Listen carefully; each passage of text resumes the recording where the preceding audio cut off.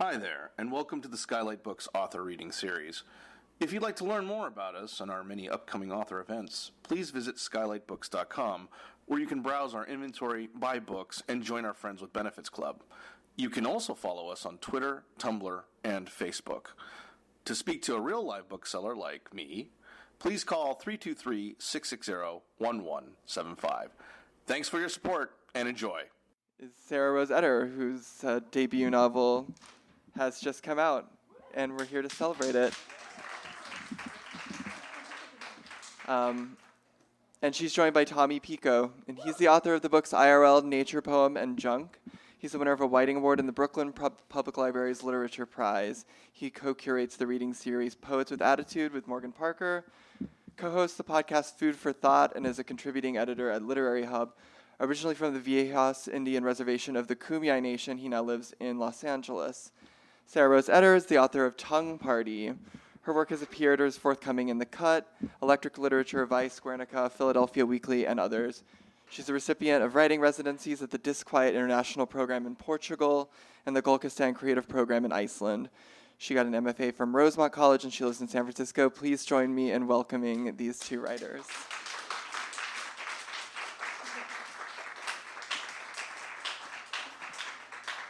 I was going to do like a tap out, you know what I mean? Excuse me. You know how people do like high kicks when they come out? Yeah. You know, like, hey. Like a chorus line. Yeah. Yes, we stand. I'm glad you guys came out. Thanks for coming out on a Sunday. I know it's like such a lazy day. Like sometimes you're like, I got to get up and go do this reading. So I'm glad you're here. Thank you for coming across town. I know that that's a big thing up here now. Yeah. Will you give us like a little synopsis of the book? Yeah, of course. So think about like a feminist Black Mirror. So it's about a girl who's born in the shape of a knot, and she's dealing a lot with like body, and it's basically the entire course of her life, and it's spliced up with visions she has of like a better life, and then also facts that she's learning about the world around her. So it's kind of like very fragmented, I would say. Yeah. And what excerpt are you going to read for us? I was going to read the beginning because I always feel like, oh, these people give like such a big setup, and then you're like, okay, we get it. The guy did the thing. Okay. Just read it. For like an hour? No. I'm not going to read for an hour. That's crazy. Do people do that? Isn't that like a form of torture? Do they? Joe does. Joe? Oh, Joe's here? I'm like really excited. Dates, All my favorite people are here. On dates. That's rude. Don't. I know. So Please rude. don't. As you can see, this is going to be a casual affair. Did they give us water? No, but I have a Diet Coke if you want to sip it. It's over there. I'm good. Okay. Yeah. I'm glad you're okay. No, but seriously, I'm going to read a little bit from this book, and then Tommy and I are going to have a conversation, and we're going to do our best not to bore you. I think that's probably the main thing. Yeah. And then, like, buy a book and then have her sign it. Yeah, I will write nice buy things, mean things in it, whatever you want. Mm-hmm. Enemies, family members, ex-boyfriends. Well, anyway. Okay. Geminis. Okay, no. So also, by the way, can I just say thanks, Skylight Books? This is like a great place to read, and I'm like really happy to be here. Thank you. And I'm going to say one more thank you. Tommy's been on tour with me for the last couple days, and it's been really, really fun, and we don't want to kill each other, so that's pretty beautiful. Yeah, it's always wonderful when you can actually travel with somebody, you know? Yeah. So, yeah. I'm just going to read now, if that's okay. I was born a knot like my mother and her mother before her. Picture 3 women with their torsos twisted like thick pieces of rope with a single hitch in the center. The doctors had the same reaction each birth. They lifted our slick, warped bodies into the air and stared, horrified. All 3 of us wailed, strange new animals, our lineage gnarled, aching, and hardened. Outside, beyond the bright white lights of the hospital, the machine of the world kept grinding on, a metal mouth baring its teeth, a maw waiting to clench down on us. I'm not religious, but I damn well prayed, my mother says, exhaling smoke over the kitchen table. I rubbed the rosaries raw that you would take after your father. My mother's knot rests against the kitchen table, and in my tender moments, I want to reach out and place a hand there. As soon as you crowned, I knew it, my mother says. I could feel your knot. When my mother tells this story, I take long sips of my lemonade to keep quiet. I know she screamed the whole birth, and I brought her the same pain she brought her mother. Your father says I went possessed. My eyes rolled back into my head. There are 4,500 different types of knots. There are 3,800 basic variations of these knots. There are an infinite number of ways to combine these knots and their variations, and in this way, knots are like stars. We could have been complicated, figure eights, clove hitches, sheet bends, reefs, heaving lines, but our knots are simple. Overhand, our abdomens twist in and out just once, our bodies wrapping back into themselves, creating dark caverns, coiled as snakes. In old black and white photos, my young mother poses next to my grandmother. Both conceal their knots beneath billowing blouses, standing stiffly on a gray lawn, their gray lips strained into gray smiles over their gray teeth. My mother and I keep the home on the weekends. My mother is like the weather in that she changes daily, and each day I make a report of her. Today my mother is focused and sharp, training me to clean. Everything must be white, pristine, diamond. Specks of dirt taunt her. A bucket of lemons rests at my feet, and to keep a home, one must have hands and skin of citrus. Now do it how I do it, she says. You're old enough for a knife now. And I have seen it. Her back hunched over the sink, the brown of her hair glinting in the sunlight, the fat of her upper arms warbling, the sawing, then the halves between her fingers, yellow moons in her palms, rubbing the lemons over the white walls. I hunch over the silver gut of the sink. I cut the lemons down the center one by one, arms shivering against the knife, separating small citrine hearts, a surgeon.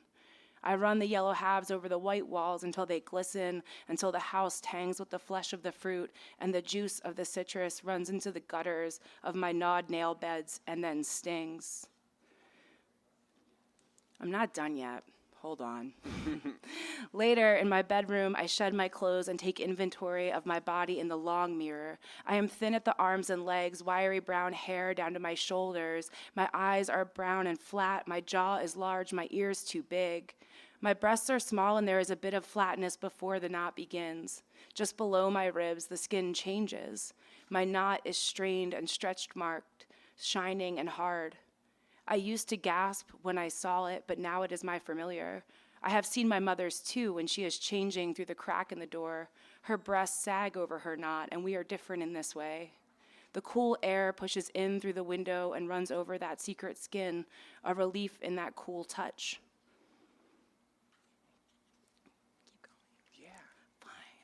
On weekdays, I go to school. I walk a mile. The school is green with a pitched roof. Most days, no one minds me, and I stay quiet to keep it that way.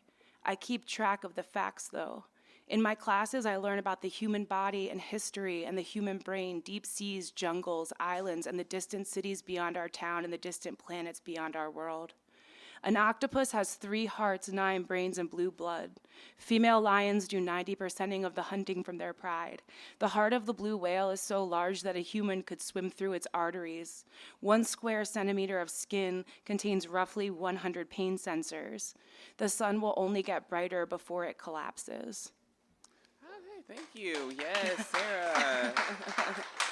Stan readings, yes. All right, I have a lot of questions I want to ask you, and then I'm going to throw it to the audience to ask some questions, too. We're not going to ask too many because we're hungry. We're hot and hungry, Bo. I'm curious. I know that you recently took a 23andMe, and so I was just wondering how it feels to be 100% that bitch. I'm still coming to terms with that as my lineage. Yeah. I wasn't expecting those results. Right. And when they came in, I called my mom. It was a confirmation, I right? really had to Something tell you her. kind of felt. I did know. Right? Yeah.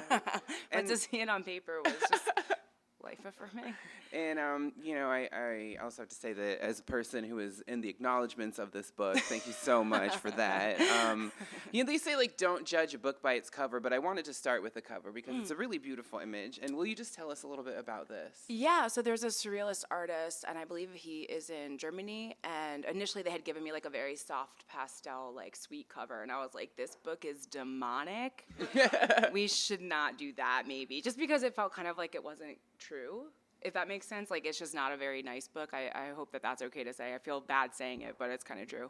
So we went back and forth a bit, but as soon as I saw that image, I wrote the book in Iceland, most of it, and so the sky was really important to me, and then also the idea of a woman kind of breaking apart felt pretty relatable. Yeah. I think probably something that you get asked a lot about is structure. If you haven't seen the inside of it, there aren't really chapters. It's not really a typical sort of structure for a novel. And I actually really like it a lot. I like it because I think, first of all, it's also a book-length poem, which is my shit.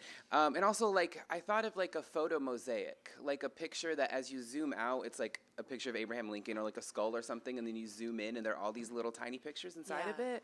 Yeah. And what do you think, I don't know, like, as you were writing it, is that the structure that came to mind, or was it a structure that kind of fell into place? Well, first of all, I'm really glad you figured out that like relationship to Abraham Lincoln in this book. It was really important to me as I was writing it. No, I'm kidding. Actually, I was really working on computer systems. This is so nerdy, but there are all these spreadsheets you use when you're linking the front end of a computer system to the back end.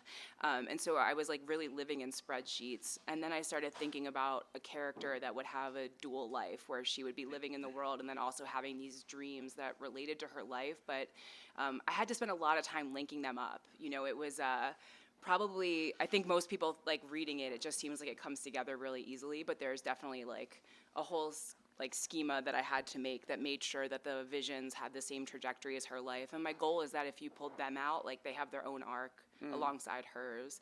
But yeah, it took a lot of planning, and initially every single one of those little vignettes was on its own page, but then we laid it out in publishing, and they were like, this book is 1,000 pages. And I was like, let's go with it. And they were like, this isn't War and Peace. I was like, all right, fair. So we came up with this, which really I think is nice. And I've been thinking a lot about kind of the like attention span in America right now, right? If everything is kind of done through tweets and like you can lose a reader in a minute, then like why not make a novel that lends itself to these kind of like short fragments? Because and it's crazy because people are like leaving 5 stars on Goodreads and they're like, I got it at lunch and I finished it by dinner. That's the whole review. And I'm like, okay. We got the stars, I guess, yeah. Thank you for the stars. Also, like I'm glad you didn't put it down. But I did think a lot about that, right? How do you not lose a reader when there are 1,000 distractions? Like all you need is a phone to ping and they never have to pick your book up again. So yeah, that definitely played into it for sure. And I think something that you get that you don't necessarily always get with like a novel that has like more of like a typical structure is that you also get a story in the juxtapositions, because there are discrete moments that run into each other. And again, that makes it more like a poem. So I'm curious, sort of in the editing of it, were you paying attention to the juxtaposition? Yeah, a lot of stuff came through in the editing because initially it was just, such a messy first draft, especially with a structure like this. So I think I probably edited it like, I don't know, a bajillion times. I have a stack of it at home, and I got so sick of looking at it. I was just like, I'm going to lose my mind. But yeah, you really look for ways to kind of like keep threads running through and common themes continuing to come back. But before I did it, I mean, it's very surreal, but I would say there was a lot of planning of the structure, right? Like it looks surreal and weird, but that's only within the confines of like, there's an arc for each part, there's character development, all of those things are still there, but it's also just really, really weird. Yeah, I mean, as much as we talk about it being like, different and the structure being different, there is a very typical 3-act structure to it, right?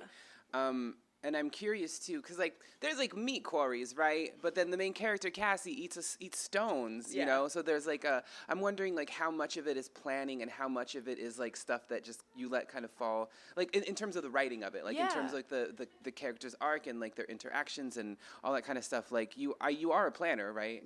Yeah. I would say I think when I was writing it, I was reading a lot of Donald Barthelme has an essay collection about not knowing where things are going to go, and then I'm not a huge reader of Robert Olin Butler, but I was reading this book he wrote called From Where You Dream, and he was talking about how every day you just get up and immediately from bed, like don't brush your teeth, don't drink your coffee, just go write. And so when I was in Iceland, the sun was only going down like 5 hours a day probably, and so every morning I would just wake up and go to it. And a lot of stuff that came out of that, like the meat quarry and all that stuff, I just was going, and it's so funny because I want to have like some big secret symbolism for it or whatever, but it felt very like visual and scenic, and it felt right. But it was, I don't think I really had, I had to give myself a lot of permission to just be weird. I think, for this book, I look a lot at other novels, and I didn't want to write the same thing we've always seen, and I think, that was really propelling me to just play. And plus, she has this body that is so surreal and different. She can live in a different world where there are different rules and like different ways in which we interact with capitalism and work and death and love, right? She gets to exist somewhere that's a little bit different. Speaking of the visuals and how sort of sensual it was, okay, I'm going to say I typically have an oral fixation, but this book also got me really focused on what you could bite and what you could, like, you know, suck on, you know? And I'm curious what you were consuming as you were writing this book, like art and music and literature and stuff. Yeah, I don't know if it's like this for you, but usually before I start a project, I pull like 6 books off a shelf that I want to be in conversation with, and those are the only 6 I'll read, because the minute you read like anything else, it just throws you off. So I had just a stack of books that I was going back to. I think Ann Carson was in there. I think Brian Evanson was in there. I think someone else in the audience was in there.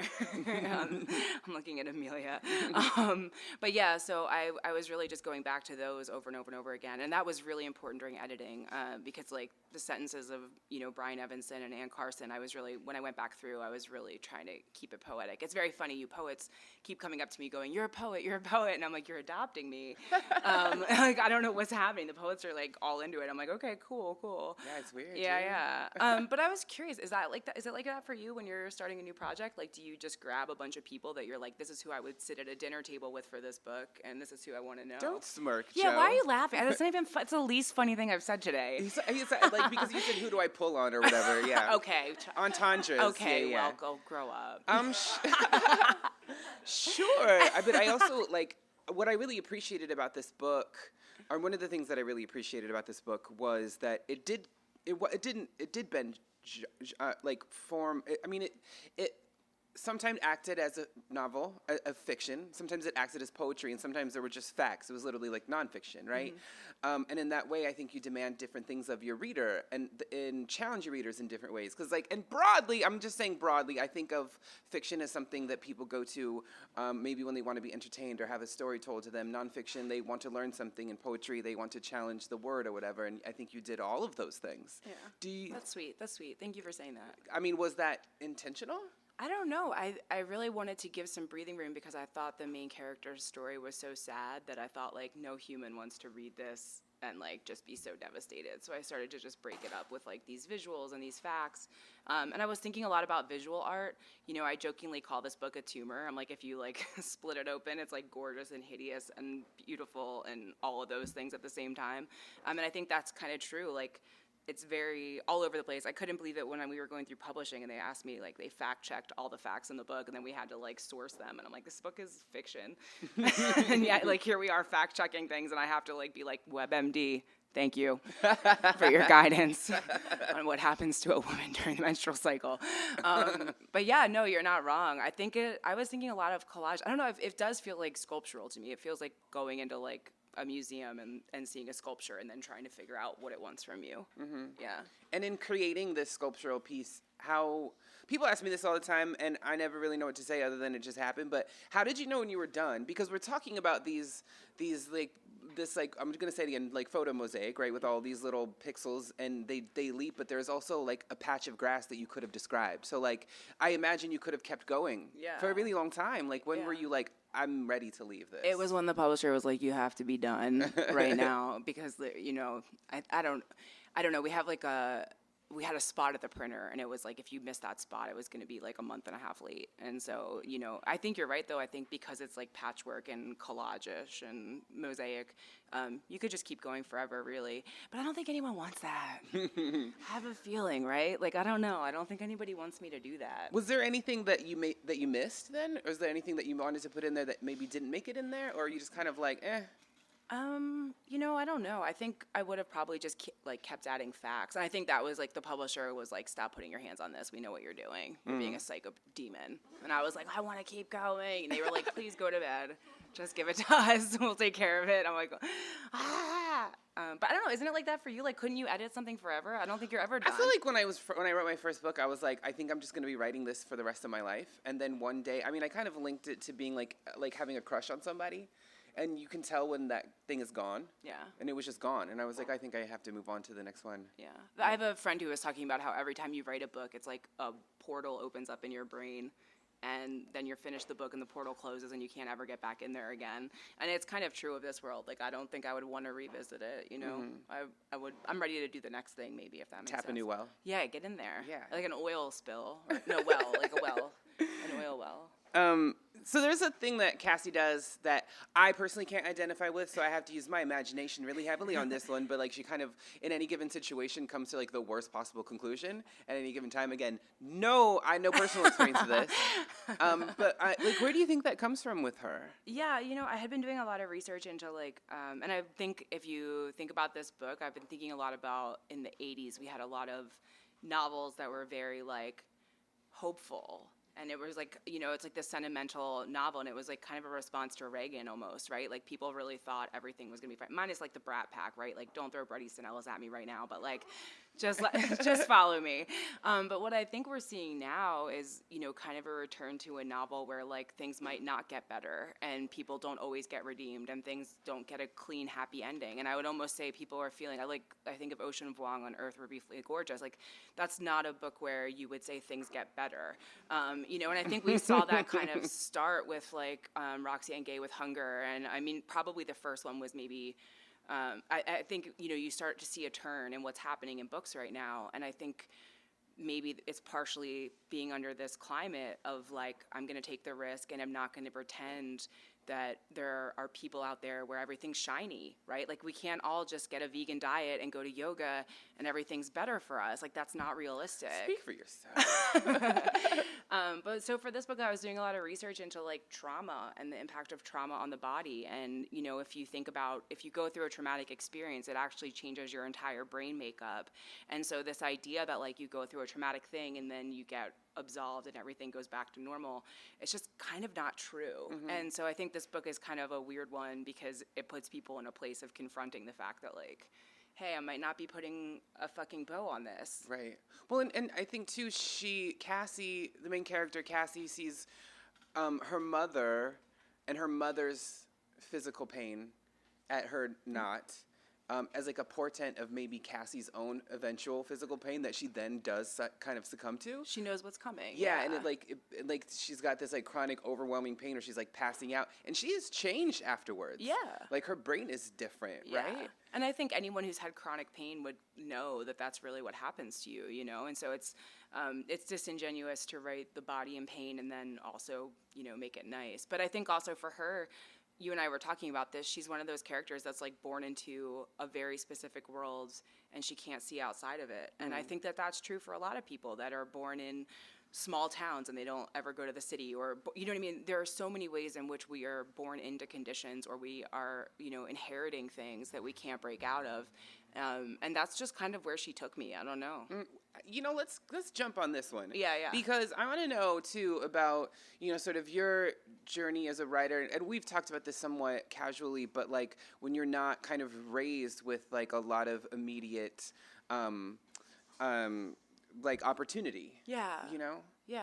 I mean, I don't know. I think if you look at like my hometown, a lot of people are kind of just still there. There's like a lot of drugs. It's not like a very like wealthy area by any means. And so, yeah, I kind of got here by the skin on my teeth because I was always in honors English and writing all the time, but everything else was just chaos. And pretty much the only reason I got into college was on like the strength of my writing sample and like my SAT scores, because I was just being crazy, wild, truly wild, like a demon. But then I got really into writing, and that kind of got me out of everything. And now I'm here with you. So I just jumped over like, I don't know, 35 years or something. How did you come to it? My parents love poetry. Yeah. I grew up on a reservation, and they didn't really graduate from high school, but they love poems, and they also didn't see a difference. They didn't see poems as something that you had to enter into scholastically. Right. They just, it was just like there were these books with words in them, and if you read the words and you took the time and you had the patience, eventually they would unfold for you in a certain way. And so I guess through them I learned a kind of patience with writing or with reading, and specifically poetry. And, we'd like do things like have little readings together on Sundays. We'd write stuff and like perform them in front of each other. And I would like sing songs in dresses that I'd gotten at the thrift store that my mom worked at. You know what I mean? Yeah. Like, it was just, I was just such a fag. I think we were talking about this yesterday. Like, my dad would read me the New York Times when I was in my diapers. There's, like, all these pictures of him just, like, reading the Times and me just being, like, a squirmy baby. Just, like, I don't know what you're saying. But, yeah, I do think that's, like, kind of stuck around a little bit. Yeah. It's interesting, too, because it felt kind of eventually like an escape from, like, a town where I didn't really feel ever like I wanted to be or, like, fit in. And I don't know. It's kind of it's Pottstown, Pennsylvania, right next to the power plants. Yeah, so there's a lot of nuclear energy, that kind of vibe. Okay. Yeah. I don't know if you've seen Chernobyl. We didn't get to that point. We're not. For what? Honestly, in the beginning, before 9/11, we were allowed to, like, go up to the power plant, and me and my friends would go, like, lay under it. You know what I mean? Like, you could go right up beneath the stacks and just, like, lay down and watch the clouds go, and, Yeah. Okay, so I don't know why I'm telling you this. This is getting, like, deeply personal. all right, let's veer on the other way. It's fine. You can go wherever you want. I have a question, mostly because this is going to be really selfish because I'm, like, starting to write one of these little novel things, and I'm curious about your timeline from the inception of the idea and to its completion and its, like, publication. Like, how did it? What was the timeline there? The first spreadsheet I did was probably like 6 years ago, and I found it, like, on a Google Drive. I didn't realize how long I had been, like, thinking about it and working on it. And I had started a couple things, but then when I got the residency in Iceland, I was by myself for about 30 days in a cabin, like, in a rural area. So there's only, like, a couple people around me, and it was pretty desolate. So I just wrote, I think, 70,000 words then. And then I edited it for like probably 3 or 4 years after that. And when did you, like, figure out what the story was? Before I went, I mapped out. I knew I wanted a 3-part structure, and then I really mapped out, every scene that I thought I was going to need and all the people and, like, the things I wanted to happen. And then I wrote them all on note cards, and every morning I would get up and just pull a card, and I'd be like, you're writing that scene. If you're into tarot at all, you'll love this system. And it's also, like, a really good way to be held accountable because it's, like, every day you get up and you just are kind of assigning yourself a piece, which is really helpful because I do think I'm about to get on a soapbox. This whole, like, thing about, like, put your ass in the chair and write a page every day, right, which has been handed down to us from, like, the academic side of writing. When you look at what's happening in America right now, it's like people are working, like, 90 hours a week. People are, like, driving Lyft and working 4 jobs. Like, so I think the way in which we're writing is actually changing too, just because of the difference in the work week and what kind of time we have. I was super lucky to have Iceland, right? Like, a lot of people don't get to just sit with a work for 30 days. That's, unheard of in some cases. So, but yeah, I've always had a full-time job, and so some of the structure is really just a function of, like, I gotta work. Right. Yeah. And it does, like, routinize. Coming at it with a planned structure type, it does help to routinize the work instead of just kind of, like, I don't know, the way that I wrote poetry was always just, like, this, for some instinctual, like, sitting down and, like, seeing where it went. Like, I didn't ever have a structure, or, like, I didn't have, like, sometimes I felt like I had a direction, but it wasn't like I had an aim. Yeah. Other than some kind of, I just wanted it to make my ears feel the way that they felt when I took a shot of whiskey. You know what I mean? Like, some kind of, like, fuzzy little feeling that I had up here that then, again, I think contributed to feel like I was under the influence of something, which contributed, I think, to the fact that I can't remember writing. Yeah. You know what I mean? Like, it sits there in the book, and I'm like, it has my name on it. I did it. I definitely did it. I got the money for it, so it's clearly I guess mine. I did it. Well, how do you know when you're done then? Again, it fades.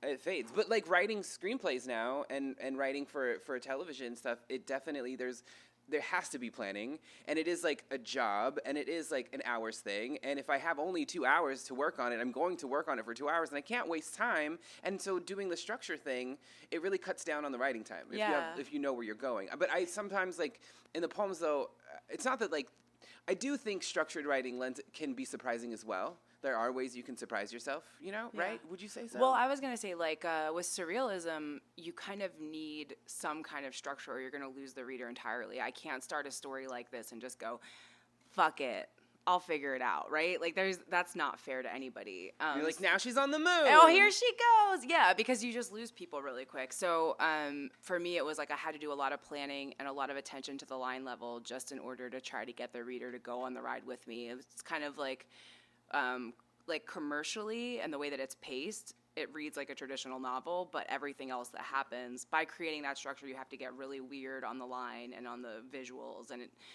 makes you get weird in smaller spaces. Mm-hmm. Yeah.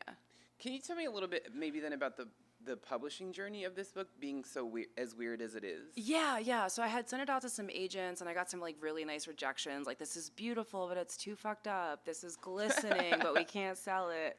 And then same. Yeah, honestly. I mean, just personally. Same. Yeah. I was like, oh, this sounds like somebody being like, I do want to sleep with you, but I don't want to date you. Yeah. And you're like, is it okay to compare publishing to sex? Absolutely. Yeah. Well, I compare everything to, I don't know if you know, I'm on this show, Food for Thought, Food the number 4, and Thought spelled THOT. It's for gay sluts who love to read. I compare everything to fucking, so. I'm familiar with your work, okay, your oeuvre. Come by it honestly, yeah, I do.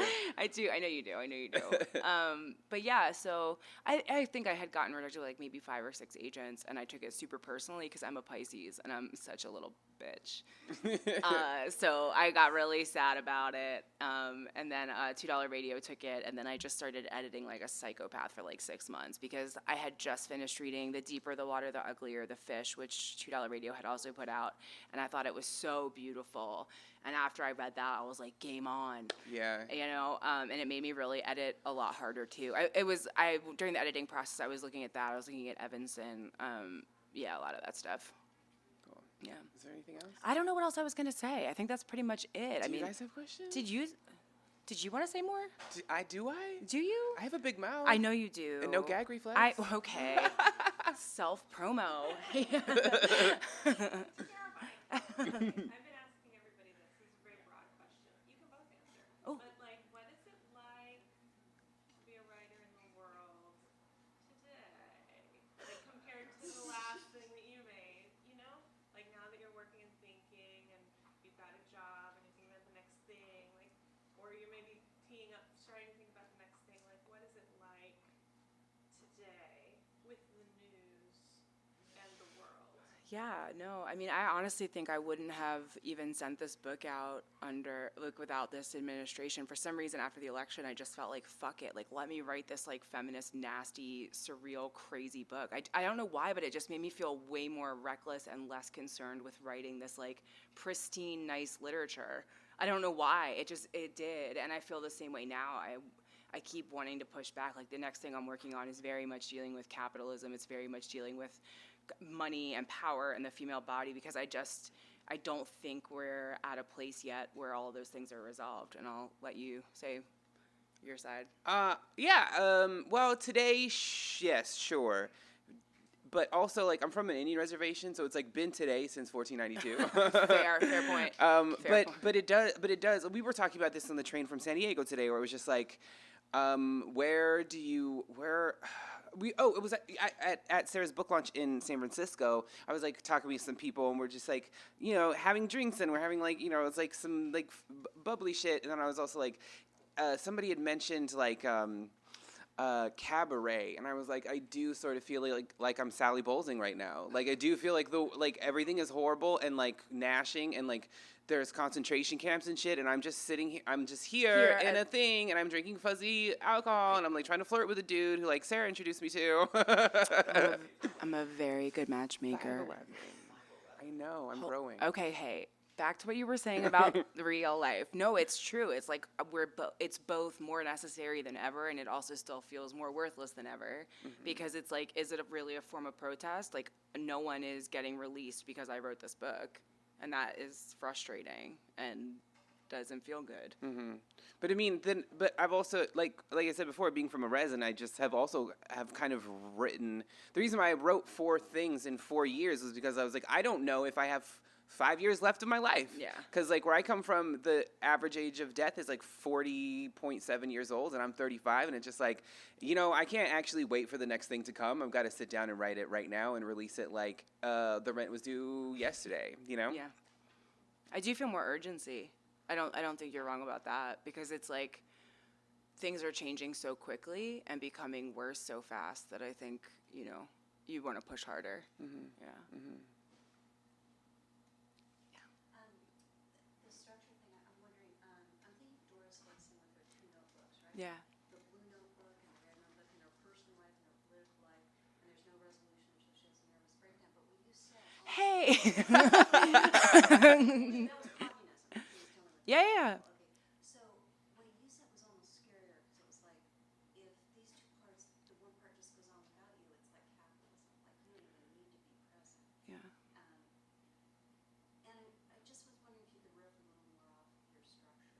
The other thing I was thinking too is that when you have, like Roxanne Gay, all these books you read, and the history we're living through, it's not so much redemption, it's the integrity lived through it. Yeah. And what services is the voice and the fact that you have the fucking moral strength to live this and be, and to, you are because this, and Resilience more so. to hear the courage.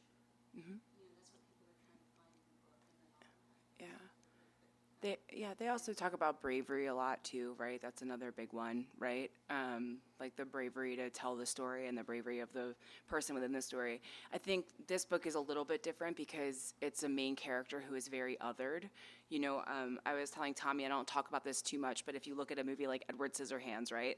You have someone who's very different trying to get ingrained with society, and it never works, and it never ends well. If you look at E.T., same thing, right? Like, everyone falls in love with this other for very brief moments of time, and they try to become normal, and in the end, they can't be there. And it goes back in literature, too, right? How many times throughout books has someone different tried to kind of meld in with society and never been able to do it? I think that's a little bit more true of this book, for sure. And like it's called the Book of X. Like there is like it does. There's She's crossed out. Something biblical is associated with it. The structure of the Bible is not that dissimilar to that structure. So that's what I was thinking anyway. I meant that. I was so delighted to read your book. Oh, thanks. Thank you. Can you tell my dad that? He keeps being like, just write something easy for people. But one of the things that really struck me was that your book makes a very strong case for writing dreams. And in many of the fiction workshops that I've been in, they tell you don't write dreams. Nobody cares about your dreams. And I think that's bullshit. But I want to hear, like, what's your argument for making dreams such a central part of your book? And I feel like in the second half of the book, it becomes the driving force, right? Yeah. So the question is around dreams and work. You know, in grad school was so hard for me because everyone was writing this like very traditional fiction, and I was showing up with these stories about like dead koalas rolling up on a beach, and you would just see a sea of horrified kind of older ladies going like, I think the main character's on LSD. And I'm like, no, that's just the story I want to write. And so they're like, to me, they're almost not dreams. Instead, I'm very much thinking if these were painted scenes, what would they look like as art? How would they look as like an installation? And in a weird way, like if I wasn't lazy and if I was good with my hands, I would probably be like a visual artist in some capacity. But I don't really know how to do that. And, you know, it scares me. So I don't. But yeah, no, I think I was more just, God, you try to think about the world in different ways. And sometimes you just get a line that's like, oh, she's in a field of throats and she's so mad she's just strangling all of them and she has to pay for it, which is even more insulting, right? Somehow that you have to like pay money to get all your frustration out. So it's less about dreams than just like the freedom to just be weird. For God's sake, you know what I mean? Like if you want to read the book about someone whose grandmom died and she left the recipe for spaghetti and then you make the spaghetti and you remember your grandmom, that book exists. You can read it. There are plenty of them. I did not do that book at all. So sorry to that grandma. Well, and also like you think like the world has to like this world is a certain way and there are certain things that you can't do. You can do anything in the book. Yeah, do whatever you want. Yeah. And also, I don't know, look, if you think about it, I would rail against the idea that, like, anyone should be telling anyone how to write a book fully. Like, my thought is, why can't you have fun? Why can't you explore? Why can't you make something weird? What's wrong with it? You know? That's like that time that guy told me I could not put tweets in poems. And I was like, so then I Watch had this. I created this lecture in Portland, and it was called, "These tweets are in the Library of Congress, so fuck you, Doug." I love that his name was Doug. He was a Doug. He was a total That's such Doug. a Doug He was thing like, to say. "You can't put tweets in poems." Well, I mean, no, but it's a good point, right? It's like, why not displace the reader? Why not make something that feels inventive and different? I don't know. Yeah. Anybody else? You want to challenge me? No, I'm kidding. To thumb war? Yeah, you're a thumb wrestle. That's a good way to end this. That's going to be really great. Are you good? Okay. Well, buy the book and have her sign it and tell her that you liked it and embarrass her. Oh, you don't need to do that. Thanks for having us. I really appreciate it. At some point you will sign my copy. Yeah, of course, right? of course, Okay. yeah. You sign it to my mother. I Are we really still want on? to give it to her. You've been listening to the Skylight Books author reading series. Don't forget, you can listen to this and all of our other great podcasts at skylightbooks.com. Thanks again for stopping by, and we hope to see you soon.